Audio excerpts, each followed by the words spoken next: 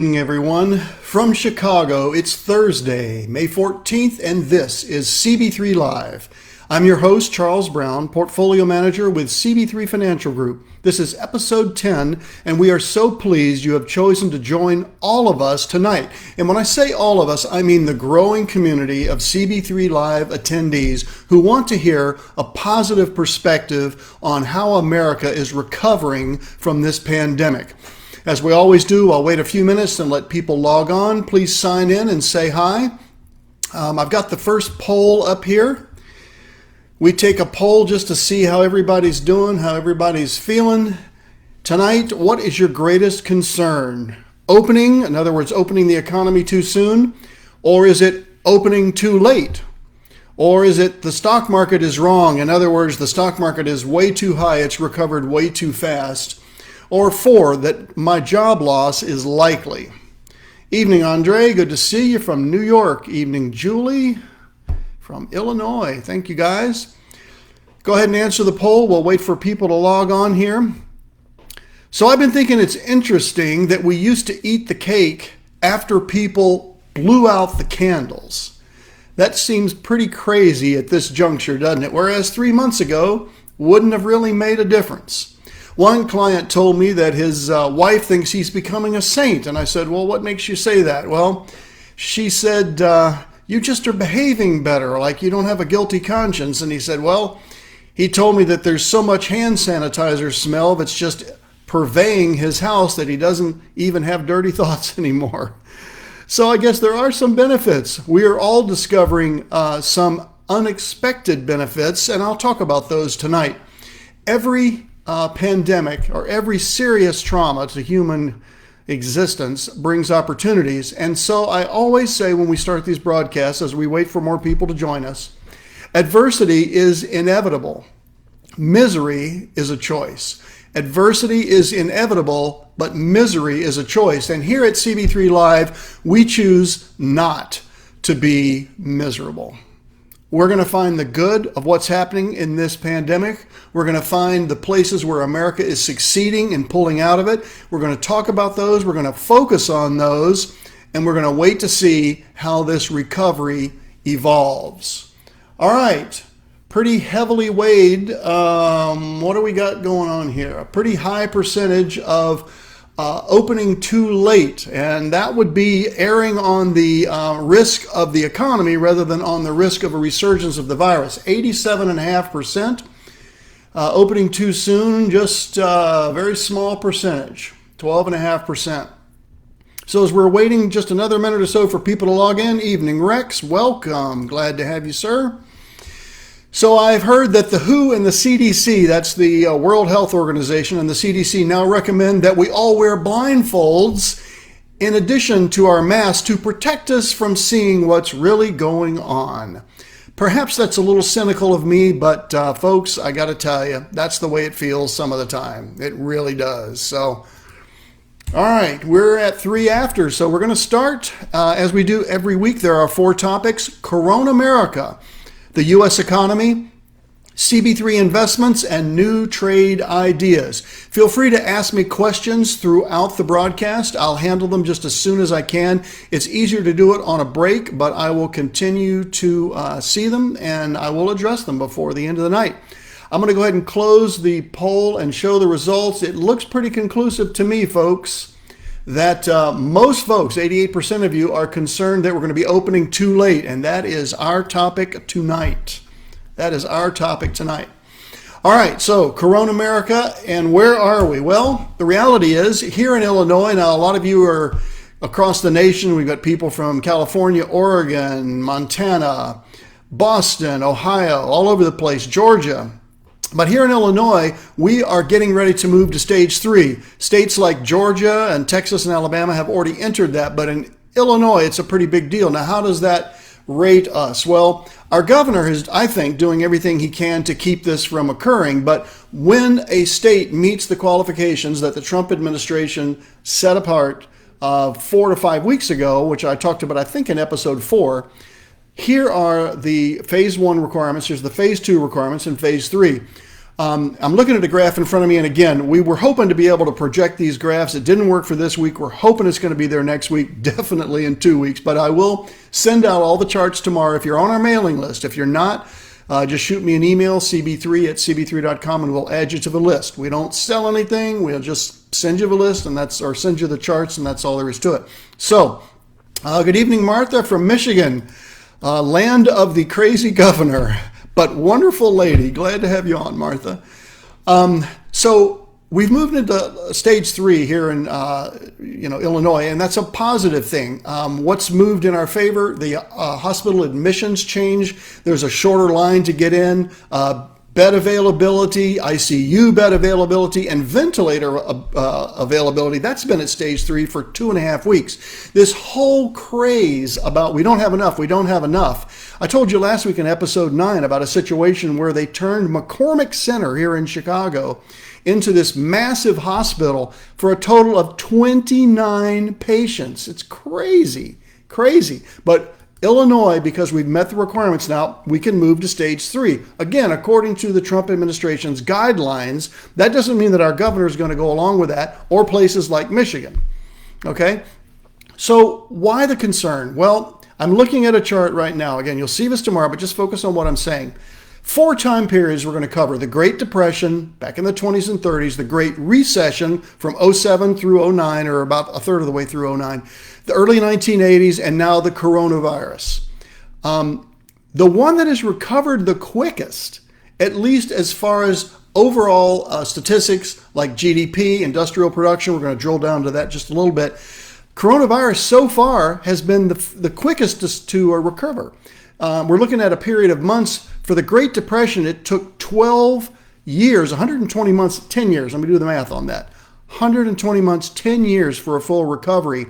Many are predicting that this will be a full recovery within this calendar year, and I'm in that group. I think that's going to happen.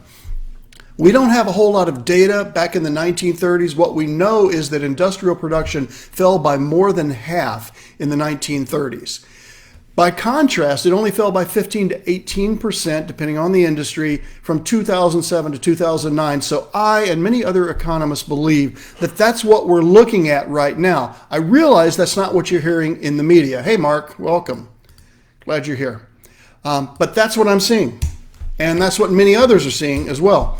So I'm looking at a map now, the percentage of small businesses receiving loans. Again, you may be hearing in the media that all this money's out there, but it's not getting into the hands of the small businesses. Let me just read some states. 70% of the people in Montana, small businesses that asked for a loan, got it. 78 in Texas, 69 in Florida, 72 in Georgia, 77 in Connecticut, 69 in Colorado. These are pretty good numbers. And the money's not even fully dispersed yet. Okay, now I have another similar map, and again, you guys will see this tomorrow when I send this to you. What percentage of the monies used went to cover payroll expenses?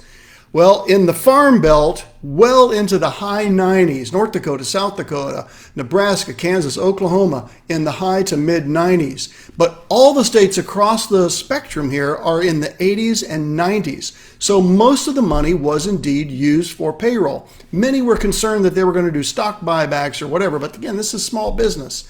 And that's what these money disbursements were for, to keep people employed. Now, the government came to this situation, I think, probably a little underprepared, but they reacted very, very swiftly to the point where, and this is data from the SBA, Small Business Administration, so it's not made up by the Trump administration. It's a pretty strong response given that this pandemic overtook America in such a rapid fashion. Jimmy, hey, how are you? From California. Good to see you. Connie and Larry, wonderful. Keith, hello there. Hello there. Hello there, guys. Thanks for joining. All right, so want a little good news here? Walt Disney is opening, not in the U.S., but in Shanghai. They were the first to close on January 25th, and they're reopening. They sold out tickets in 4 minutes. I mean, this sounds like a reunion concert here of some big rock and roll band. They sold out tickets. Now, granted, They can have a capacity of 80,000 and they're only going to let in 1/3 of that. But that to me says there is still appetite. So many people were concerned that when this happened and people got shuttered inside that they'd never want to go out again. Well, at least in China, that's not the case. We're going to find out on a state-by-state basis as states reopen. But for now, that's a real positive sign.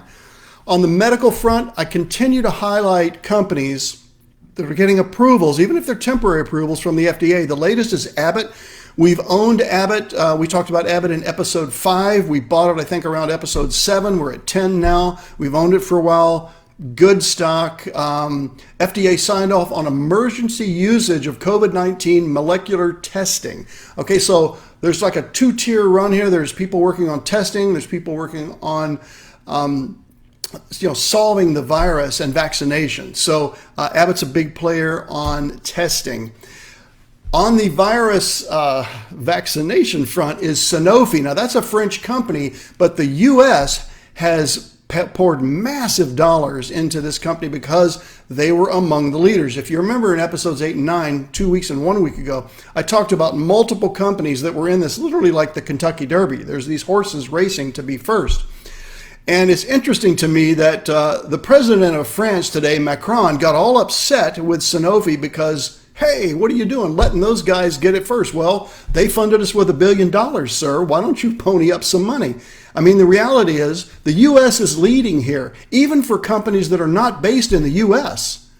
And I expect that we will be first to see these vaccinations coming in. And when we're funding these companies, we should be first.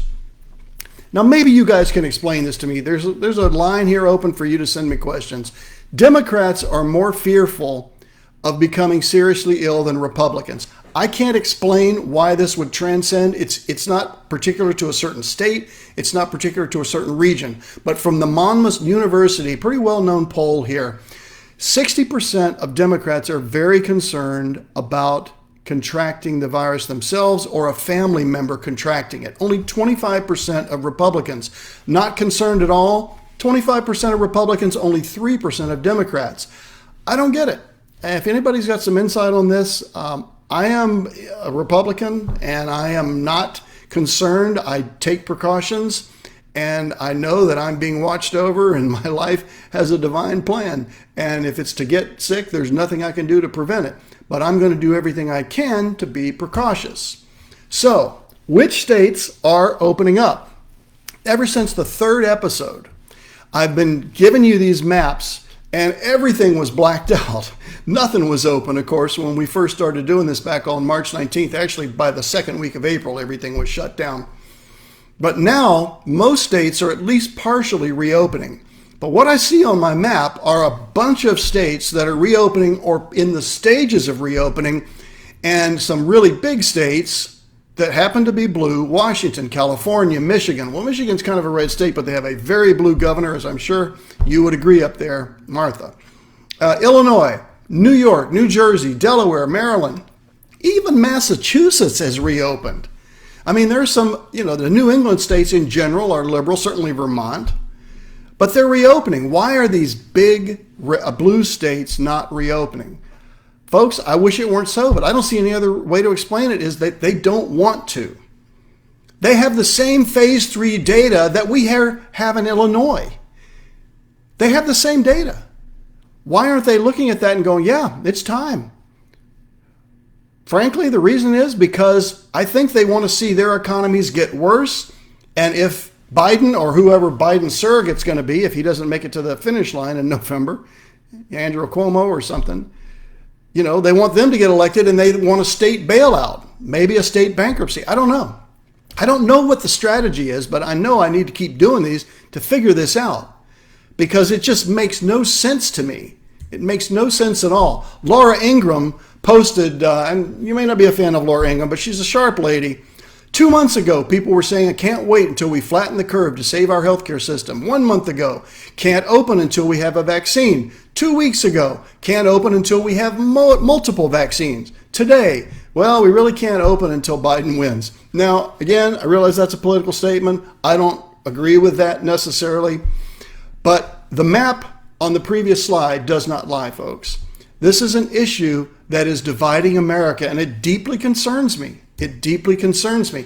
I believe that COVID-19 is going to be the most bitter division of politics in the history of the United States, and yes, eclipsing the Civil War. It's a very different time period, but the political divide over this illness and how America should be recovering from it and reopening from it is going to become the political story that will be talked about for the next 100 years. All right, let's put our second poll up here. Reopening. What does reopening mean to you?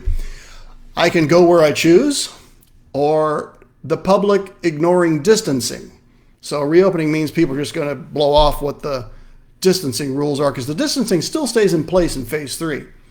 Civil disobedience if necessary, like the hairdresser in Texas, like there's a guy here in Wheaton that is going to open a gym and says, you know what, come here and arrest me if you got to do it.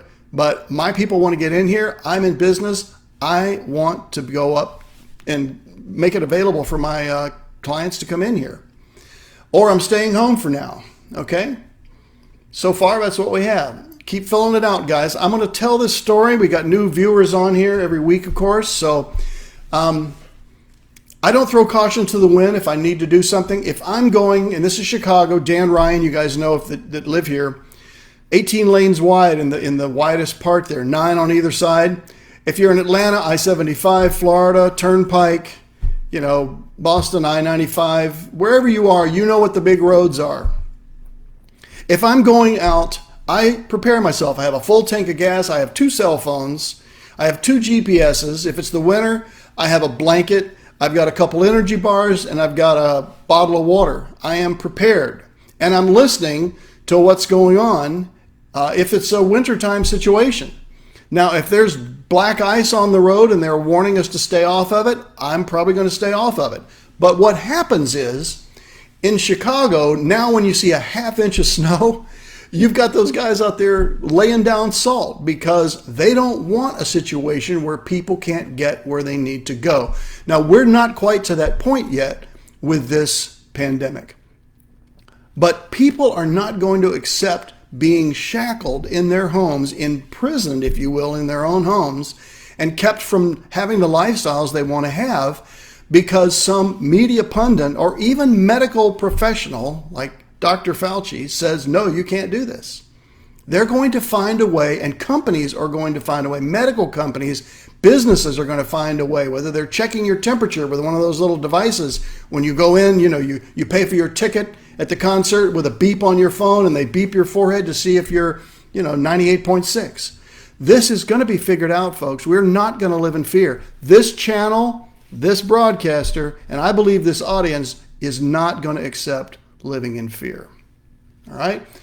So we've got, I can go anywhere I choose, about 53%, 15% civil disobedience is necessary. Yeah. 30% staying home for now. For the most part, I still go out. And as things open up, the great thing about being here in Glen Ellen is we have a theater that's never very full. So it's not difficult to do social distancing, but I still want to go down and see a movie from time to time. Let me see here what all I have. It's all about the election. Absolutely. Charles, welcome, buddy. New glowing test CNN today, quickly showing virus. Yeah, so all these kinds of tests are coming out. And I got a guy here that is COVID positive, so I get it. Hey, Kate, welcome from Montana. Guys, let's move into the second segment here. So this is the U.S. economy. Last week I told you that as of the close, last Thursday night before I broadcast, the NASDAQ was actually positive for the year by 0.1%. Well, now it's down 0.3% as of the close today. Well, you could say that's a negative move, but look at all the bad news that has come out this last week. Horrific unemployment numbers. All kinds of rumors that states aren't going to open for a year. In our state here, the governor's saying church is not going to be worshiping for a year.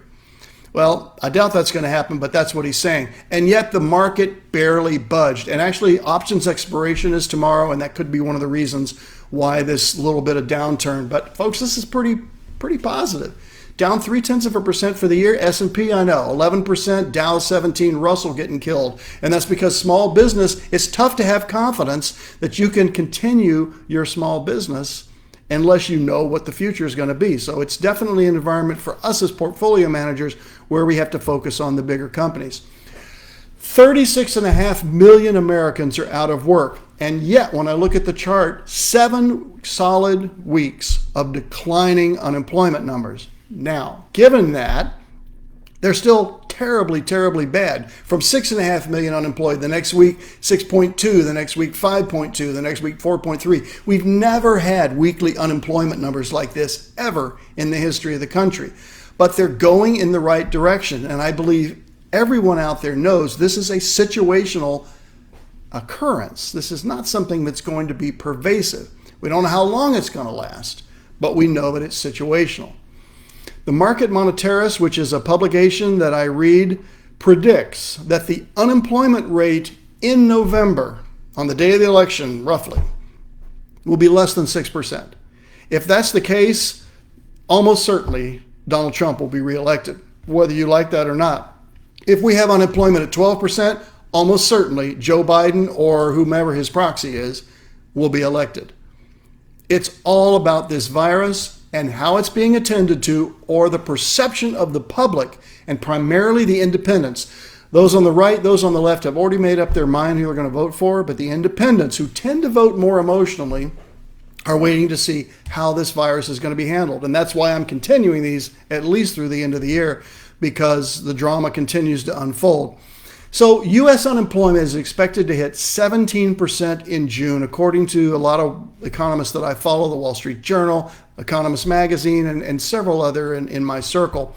And yet, beginning in the third quarter, a 9% annualized rate, and then a 7% in the fourth quarter. Now, these are kind of numbers we never even saw in the previous recovery that started in 2009 and literally ended in March, just 2 months ago, when we entered a bear market. If you remembered, we entered a bear market for about 11 days. Okay, but we are now in a new bull market, and we'll see what these numbers are going to be. But so far, the recovery effort, while the news hasn't matched it, the numbers that I'm giving you are pretty strong. The previous recovery that I just mentioned from 2009 through February of this year is the longest one on record. But it was also the lowest percentage gain in GDP. Now, why is that important? Well, we're looking at about a 28% gain in GDP overall in that 10-year period. But if you go back to 1961, 1969, we had a 52% gain. We had in 1983 to 1990, 42% gain, really big numbers. So what does this say to me?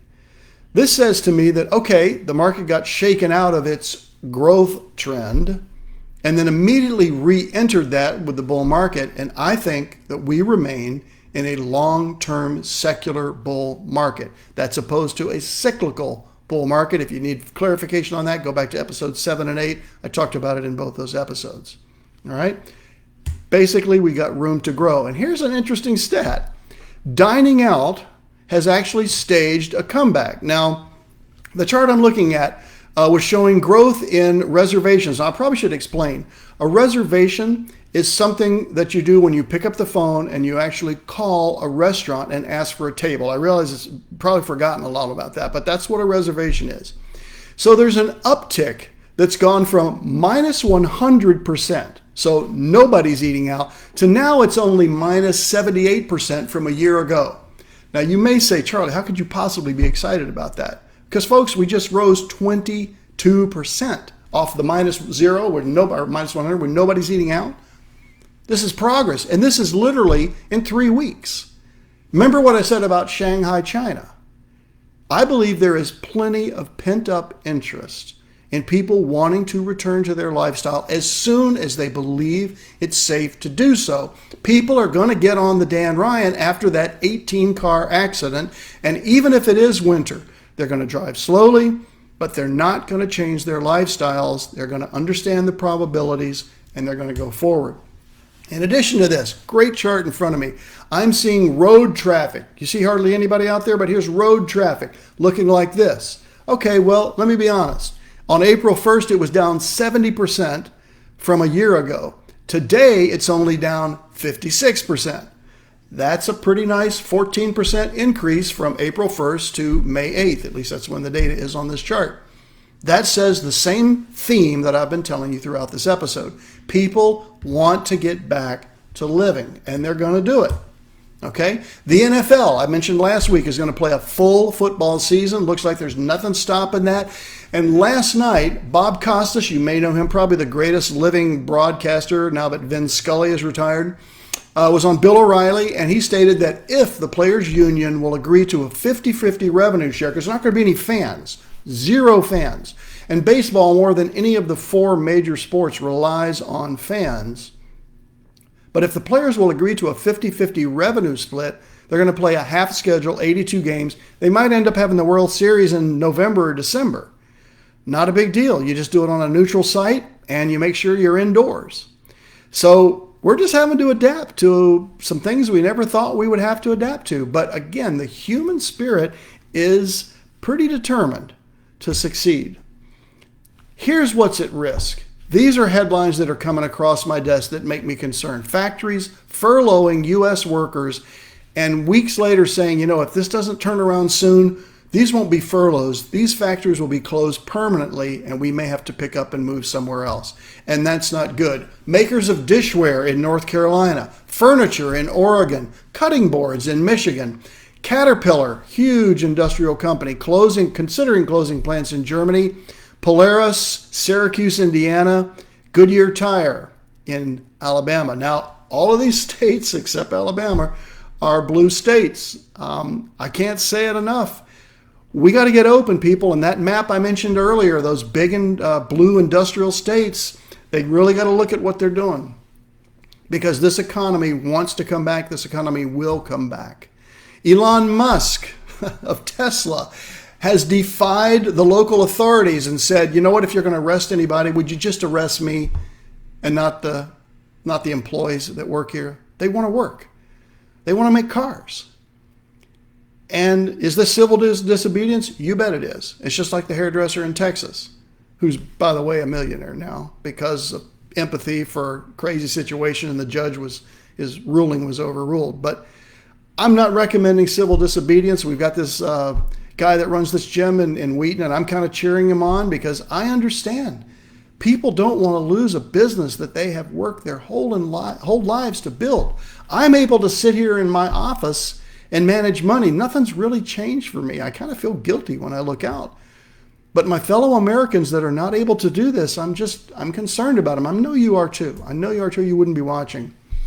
Interesting, though, to me, the stat on electricity, a slump in electricity prices, which all adds to the crude oil price. Now, crude oil is at least stabilized. 3 episodes, I think we were talking about crude oil actually trading negatively because nobody was buying it and there was nowhere to store it. They were storing it actually on huge freighters off the coast of California and Mesa, Mexico, and just Baja, Mexico.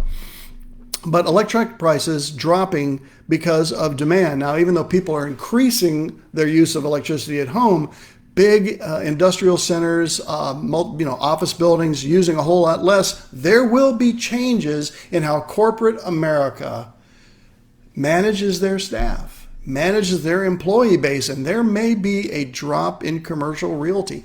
I would not want to be in that, and we certainly have no investments in that right now. Once people do something for more than 3 weeks, it becomes a habit. That's what my trainer tells me. Just do this and do this and do this, and it'll become a habit, a good habit. Well, once people are used to working from home and the companies see the savings in that, it will change the landscape. And of course, as portfolio managers, we have to watch that develop and find where the money's going and invest on your behalf. I've mentioned several times that President Trump obviously thinks that China is behind this. And since China is not responsive, at least as of this broadcast, to taking any responsibility to causing this or not reporting it soon enough, Trump is taking a retaliatory position here, but you have to understand why he is basically saying, okay, well, we're not going to let you list your Chinese companies on our U.S. stock exchanges. We're going to change the rules So you have to follow the same protocol as every other U.S. company. Now, China could pull their listings and go to the London Stock Exchange, which is the next biggest one. But there's a lot of political battling going on, and I'm seeing this simultaneously with the recovering of America. And as a portfolio manager, it definitely makes my job more complicated. But candidly, it's never been this interesting. Never been this interesting in my whole life. And I'm bringing you the news every week, guys, to tell you how we're investing. There are interesting hotspots here. You know what Grubhub is, Uber. These are companies who are really mercuric right now. And here's why. Yes, there was demand for Grubhub, less for Uber. Although Uber certainly has got Uber Eats with McDonald's, and who knows, maybe McDonald's is actually going to buy them at some point. I don't know. But the question for these companies, which is why I have a difficulty investing in these, let's move to that now, because what happens when people come back and decide, well, we're pretty much going to, continue our lifestyles the way they were, like the people in China, like the drivers, like the people eating out that I mentioned those slides earlier. Well, then does that increased demand that we've had just fall apart? Well, we don't know. We've never been here. I don't think there's anybody on this call, I'm pretty certain, that was alive for the last pandemic in 1918. Probably not alive anywhere. We're just doing this for the first time, folks. We're figuring it out, okay? I do think that this pandemic has vindicated what Trump has been saying in the trade policy. We have too much dependence on China. Whether it's surgical gloves, vaccinations, equipment, electronics, we have too much dependency. They're the second biggest economy, largely because we helped them get there. But we use the term repatriation. Repatriation means picking something up and moving it back home. Usually it means money, like you heard in the 2017 Tax Relief Act, where Apple and other big companies that had money overseas, they brought it back home, put it in U.S. banks, got a tax break to do that, but that's called repatriation. But there's also repatriation of industry. And that's what happens when the U.S. picks up, the companies pick up, move their production facilities back to the U.S. Japan, third biggest economy, is also doing the same thing. I welcome this. I make no apologies for being a nationalist. I don't wish the Chinese people ill, but I do not want to be dependent on any foreign entity, whether it's a friendly country like a Germany or an England, or a hostile country, frankly, like a China. I just don't want to be dependent on them. So, I still say this every week. People say, how can you just go on and continue to buy and be fully invested, which we are. All of our programs are fully invested.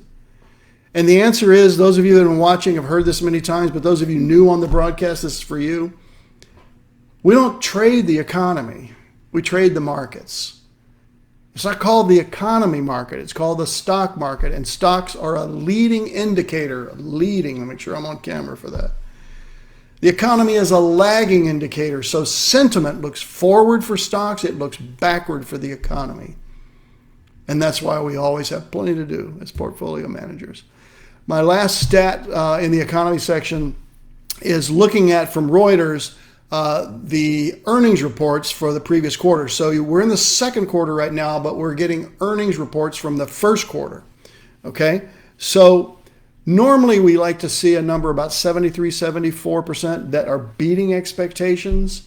That number is 67 for the first quarter. Now, I know this number is going to get worse in the second. So I'll be sitting here in July, August, and September talking about earnings for the second quarter, and these numbers will not be this good. But I believe that Wall Street has fully discounted what's looking up ahead. Wall Street doesn't look 3 to 6 months ahead, in my opinion. It looks 9 to 12 months ahead in guidance, what they call. And many companies have stopped doing guidance.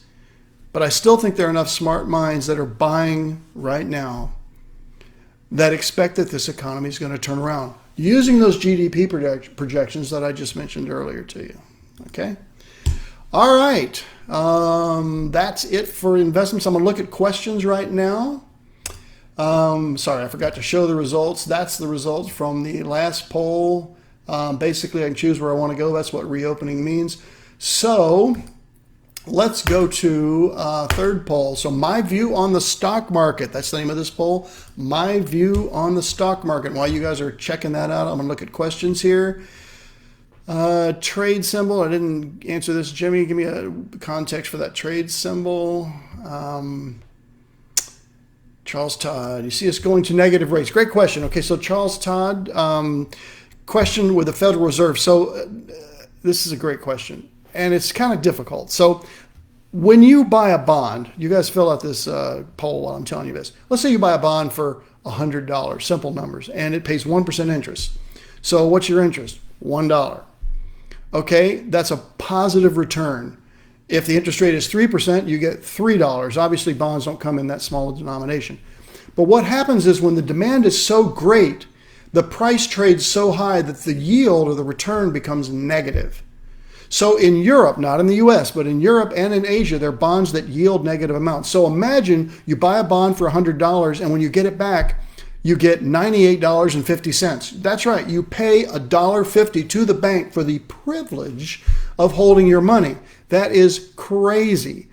That happened in crude oil. We had negative crude oil rates. And what happens is when the demand is so extreme and frankly frothy and illogical, that's when rates turn negative. I know that President Trump wants to see that because he believes it levels the playing field with our European and Asian competitors. I am not a fan of negative interest rates. I think it defies every law of economics and common sense. And Jay Powell, the chairman of the Federal Reserve, is now Donald Trump's best friend. I forget the phrase he said, but most improved player or something, MVP or MIP, whatever. We can't go to negative interest rates. Could it happen? It's possible, but the Fed's not going to stand behind it. I just don't think it's healthy for the country. I don't think it sends the right message. So good question, Charles. Thanks for asking, buddy. Go Elon, Andre. Yeah, I'm a big fan of Elon. He's a strange dude, though. One of my friends sent me a text this week and said, have you seen what Elon's going to name his kid? And it looked like some algebraic expression. He's, the geniuses of the world, they're sometimes 3 French fries short of a Happy Meal. It's just, but God bless him because he's providing jobs and providing, great stuff. So it was a company you mentioned after Abbott. Okay, I've already forgotten what that was.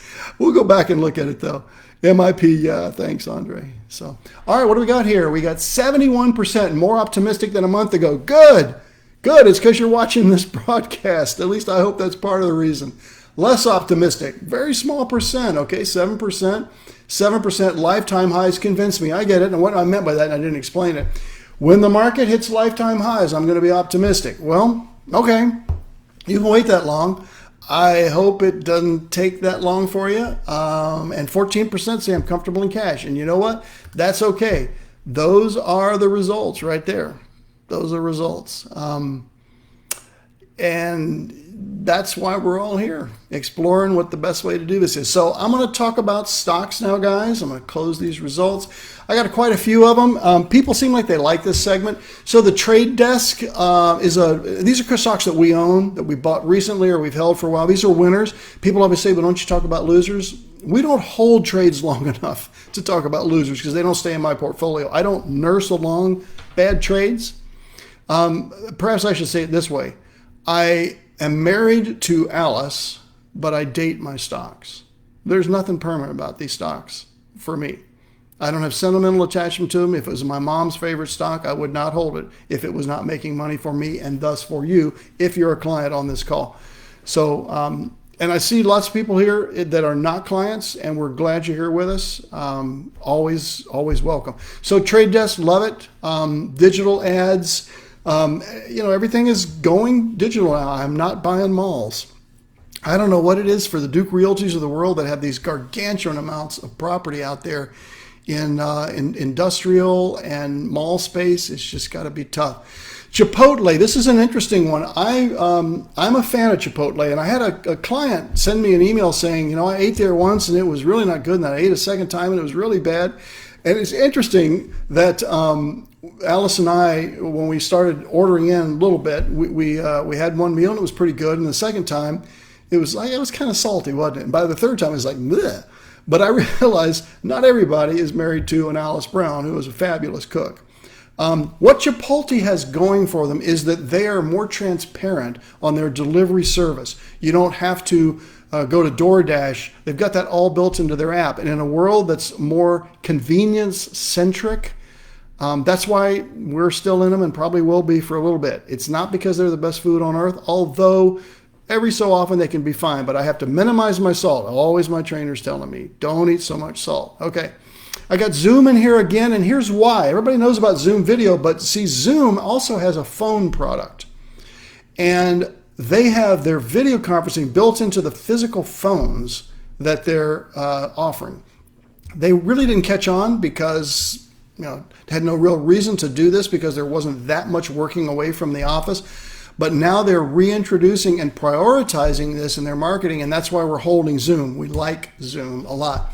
Next one is Slack, ticker symbol. I'm not giving you ticker symbols here. Let me go back real quick. Trade Desk is Tango Tango Delta. If you're writing these down, you want to check it out. Chipotle is Charlie Mike Golf. Military alphabet, I'm sure you figured out. Zoom is Zebra Mike. Slack is WORK, work. Okay, they're probably one of the most undervalued stocks in our portfolio, in my opinion. I got in at a terrible time. I talked about them, bought it, and they dropped like 8%, but then set new highs about 3 or 4 days ago. It's a connectivity. It's a combination of a Zoom and email. You really have to see it to understand it, but Metro Enterprise entities are looking at this to connect 2,000 workers that are talking between each other, where email is just crazy to try to use. And even Zoom conferences is too complicated, whereas in Slack, it ties everybody together. It's a new age product, so to speak. Shopify, we like this, very volatile stock. These are our growth stocks too. I do have one income stock in a minute here, but even with the likes of Amazon, there's plenty of room here. These guys have actually benefited. They have risen in the COVID-19 environment, and we're finding that across the board. I try to bring you those stocks that are defying the dark and gloom because they're out there. And anytime there's a major disruptor in the fabric of the U.S. economy, there will be winners and there'll be losers. And my job is not to be sentimental. My job is to find those winners and put them in your portfolios. Adobe, we're a huge fan of Adobe in-house here. We use them for graphics, for audio editing, for video editing. And they're expensive. They keep raising my rates. But, it's $2 here, $3 here. Nobody complains because their product is so integrated. They've totally moved away from selling standalone software. It's totally a subscription-based model. It took them about 5 years to do that. And it's just a great company. And here's one. I don't talk about commodities very much, but gold, GLD. If you are in our DG program, which is diversified growth, you have, because it's diversified, some commodities, one of which is gold, nearing a cycle high. Now you would say, well, gold is usually for fear, right? People are concerned, if they're in gold. Well, maybe. And we've got a 6% weighting in DG for that. So it's easier to add to a position psychologically. Maybe this helps you, to know how I manage money. If I'm already in a position, it's easier to add to it than saying, I got to go buy gold. How big does it need to be? It's easier to go from 6 to 9 or 6 to 3. So I'll often have a small position if I like the way either a stock or in this case a commodity is behaving, and then I can add or subtract as needed, okay? And then last here is Eli Lilly. This is one that we've had for a while. We've added a bunch of pharmaceuticals. Man, they were just placed in the right place. 2 episodes ago, I talked about their partnership. I forget the company now, but it was with a European company. Maybe it was with a Chinese company, working on finding vaccination. And it's an exciting story. It's great to see U.S. companies. So my favorite 2 sectors in the U.S. right now are tech and healthcare. There are 11 sectors in the S&P 500, 11. We're only in 5 of them, and 1 of them we're barely in at all. So 4 sectors are holding up the whole S&P. And people could say, well, that's dangerous. Well, okay, maybe.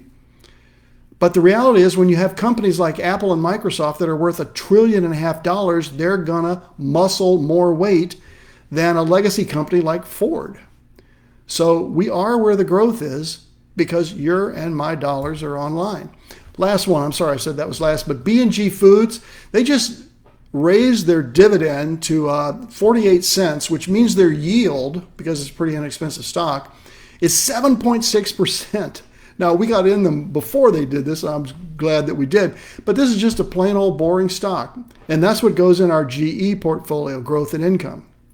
All right.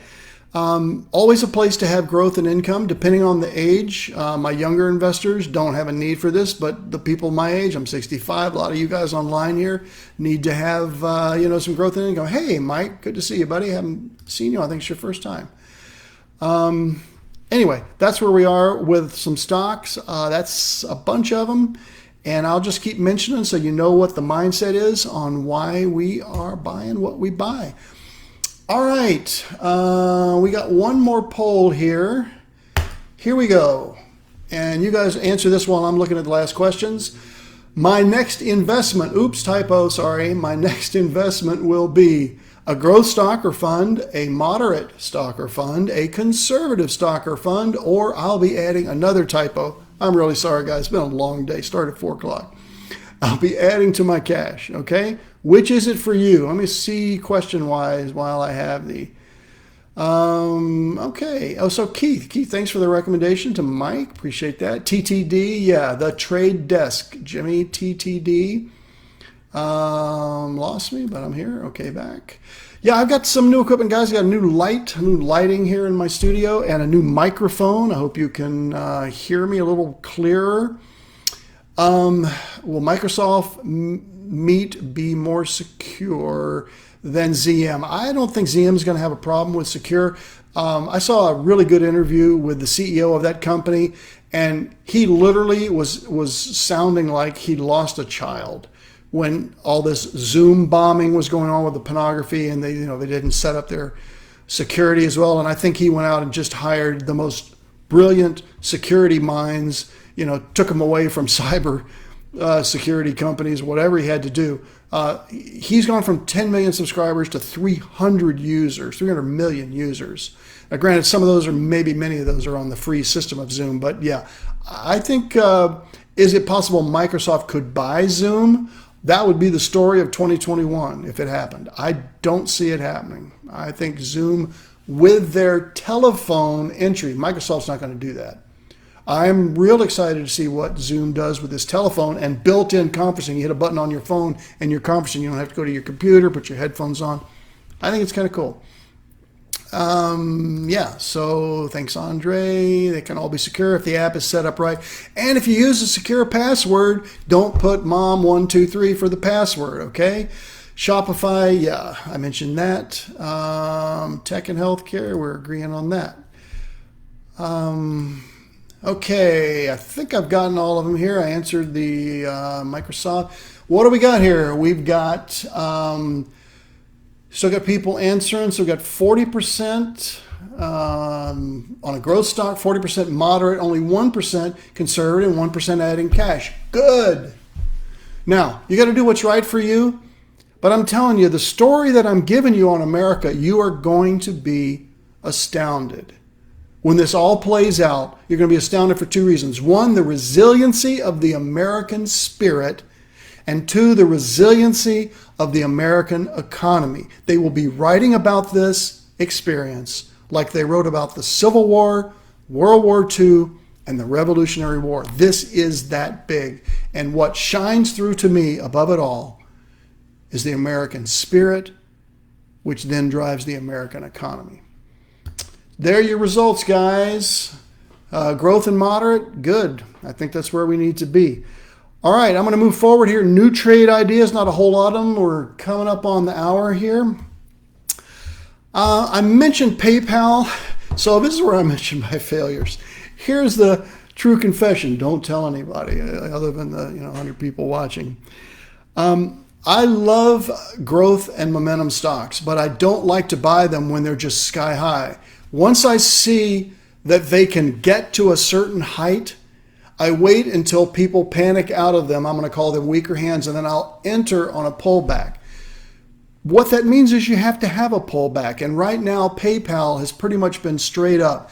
They've been great in April. Blended transactions up 43%, 7.4 million new net customers in April. I think I should have gotten the hint when I started using PayPal more myself rather than having to swipe a card or give a card number over the phone. But we will be entering PayPal at some point. We're hanging in there with Visa and MasterCard, although candidly, I think PayPal and possibly, I hope I don't regret saying this, Bitcoin, digital currencies is what we're going to be seeing more of over the next 6 to 12 months. Bitcoin is not something I invest or ever have invested in. Blockchain is a technology that drives Bitcoin, but right now, PayPal, very, very interested, but I'm not going to overpay. People know, they say to me, what's this mindset? Well, if I go into a grocery store and the avocados are $1 each, and then all of a sudden people start swarming and the attendant goes over and now marks them up to $3, well, then people pull back and go, I really like that avocado. At $1, it was great, but at $3, not so great. So then they go in and they mark it down to $1.50 and people go, yeah, I really want that. I'll pay the 50 cents, but not $3. Folks, that's happening in milliseconds every day on the world's stock markets. People are deciding what a good value is and what's worth paying for. And it's my job to do that for not only our family money, but for you guys that are clients. And frankly, for you guys that are just watching because I want to tell you good things to buy, even if you don't want to become a client. That's okay. Twilio, just crushing it. Just crushing it. We've had Twilio. It got so overpriced. We sold it, had a great profit in it. It pulled back. I should have bought it back, and I didn't. If you're taking an Uber or a Lyft, if you're calling to message the diner, restaurant, when you go back to a restaurant, you get the little buzzer in your hand. That's their API technology. It's a tech company, and it's just a tech company that's making smart decisions. Peloton. I don't know how many more times I'm going to mention this without buying it, but they keep hitting new highs, folks. I got to get a pullback. Peloton. Their subscriber base broke out to new highs. Their profit margin has grown from 26 to 58%. This is the exercise machine company. You buy their machines, you get their software. I don't want to be buying Planet Fitness stock right now. And I still got a membership. I told you last week, I was kidding about it. You call them and you hear the Andy Griffith, nobody's there. I think people are going to be exercising at home, and companies like Peloton that have this technology are pretty sharp. You probably know, or maybe you don't, but I'll tell you, when companies issue earnings, they do it on an earnings call, a phone call. We can dial in, a gazillion of us. Even before Zoom, they had these. And what I heard today on Cisco's call was that they reported to us that were listening, portfolio managers, a lot of our customers have come to us in the last 90 days and said, what this whole virus thing has done? It's made us realize how antiquated our switchers are, our routers are, our technology that connects our various locations. We need you guys to come in while things are maybe a little bit slow and clean up our act. Well, that's great for Cisco. And by Cisco, obviously, this CSCO, Charlie Sierra, Charlie Oscar, not SYY, which is the food Cisco. They really should rename those. But this is a legacy company that's been around forever, sort of like an Oracle, but they're getting a rebirth here by people saying, probably time to update those routers. As more people work from home, as there's a heavier load, as 5G is coming out, maybe we need to be proactive. So I was encouraged when I heard that on the call. We are not yet owners of Cisco, but we're certainly looking at it. And then finally, Wing. I've talked about this for 4 weeks. This company, since I've been talking about them, just leapfrogged over Taco Bell and Chick-fil-A in delivery services. And they're the third highest grossing, I have to read this, third highest grossing restaurant chain in the U.S. behind McDonald's and Starbucks. Wing. And all they sell is, guess what they sell? Wings. Because people may not trust a salad. They may not trust fajitas. They may not trust whatever food, a Subway sandwich. But a chicken wing, how much danger can that be? That must be the mindset, because they are going like crazy. Quickest delivery service out there. They delivered for free for 2 months, starting in early March when they saw this coming on. And now they're so we're waiting for a pullback. And we like Wing. We like it a lot. Guys, that's it. We're going to keep it under an hour. So my slogan for the week, what doesn't kill you makes you stronger. What doesn't kill you makes you stronger. And I am 100% certain that if you're on this broadcast, COVID has not killed you yet. And it may have killed someone that you love very dearly. And I'm very sorry if it has. And they could have died in an automobile accident. They could have died from cancer, which is a much bigger killer than COVID. They could have died from heart disease, which is a much bigger killer. Part of life is death, and none of us looks forward to it. And we don't want to experience it with our loved ones. This we will endure after this, folks. We will endure.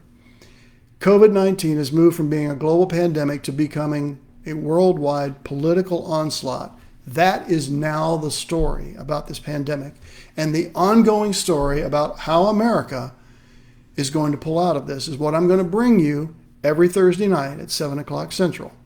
I would encourage you to stay optimistic. Watch past episodes. I hope I've been optimistic in every episode. I believe in this country. I believe in divine providence that's going to follow us and draw us to Him. And I am so glad you guys are watching these episodes. It just means the world to me. Our audience is growing. We're expanding things on the program. We think next week I'm going to have my first guest, if we can get the technology going. Okay? But we're going to be here. If you got any questions, CB3 at CB3.com. If you want to be added to the mailing list, you will not get any spam from us. We're not going to call you to try to sell you anything. All right? You guys have a great week ahead. God bless you, and we'll see you next Thursday night.